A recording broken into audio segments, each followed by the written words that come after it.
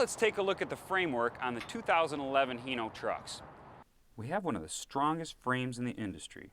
It's a basic C-channel construction ladder-style frame.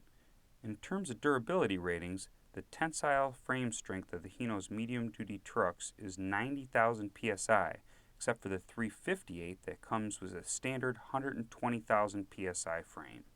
When we look at the framework of the truck, there are a lot of features and benefits that you want to point out to your customers. First of all, if you take a look at our cross members, they are all constructed with huck bolts. Huck bolts are resistant to vibration. It's a clamp that's going to last for the lifetime of the truck. They're stronger than welds, and they're a great way of constructing the truck for long-term durability.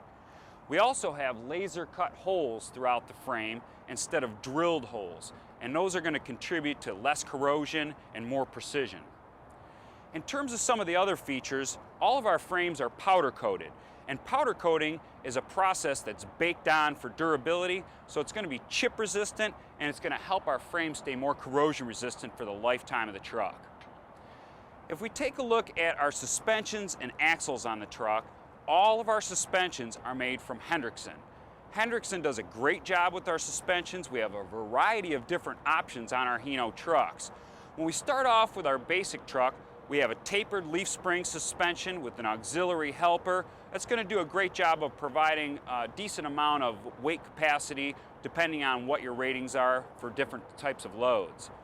We also have a few different options back here.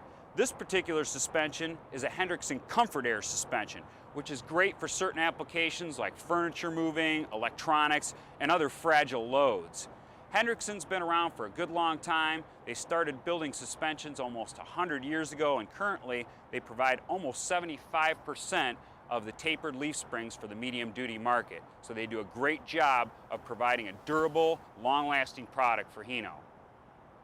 In terms of our axles, all of our axles come from Meritor, and Meritor is one of the industry staples. If we look at the type of gearing that we use in the differential back here, it's a hypoid generoid gearing. And what they do is they heat treat the gears to a very high temperature to make them very resistant and durable for the long haul. At the ends of each of our axles, we have an oil-filled hub. And those are going to be great in terms of not only long-term maintenance to reduce the amount of overall maintenance.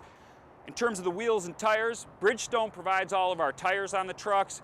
The standard wheel is going to be a powder-coated Accuride wheel, but we have these awesome-looking Alcoa wheels as well, which provide a great look and match the chrome grille of the truck as well.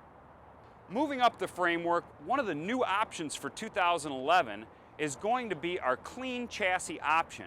And what we've done is basically we've cleaned up the whole chassis from the cab all the way backwards. On the driver's side, we take the fuel tank and push it up underneath the driver's seat. Then we take the two air tanks that take up that space and inboard them inside the frame. The batteries are pushed up in front of that fuel tank and stacked side by side so that really everything all the way up to the back of the cab is going to be clean to provide an excellent clean chassis option for specific body options that require a cleaner chassis. If you take a look at the back of the cab area, there's quite a few things that have changed back here as well. One of the things that you'll notice is the air dryer, this particular one being from Bendix, has been moved inboard of the frame, again to help clean up the chassis a little bit. And you'll notice that our fuel filter, which typically rests back here, has been moved to under the hood. And we'll talk a little bit more about that when we get into the engine compartment. Hino models with the high torque engine and single fuel tank are equipped with a fuel cooler. This was added because of additional heat generated from higher fuel pressure of the EPA 2010 engines. Another thing that you'll notice back here is the fuse panel, which is located right here, has been moved. It used to be on the back of the cab, and for that clean chassis option, since that fuel tank's going to take up the space where that used to reside, they've moved it inside of the framework. Now, a lot of people will ask, well, isn't it going to be tough once you get a body on here to access some of the fuses? But this fuse center here is mainly for the maxi fuses and relays that are really seldomly accessed. Most of the commonly accessed fuses are going to be inside the cab behind the passenger side compartment. And that's your framework on the 2011 Hino trucks.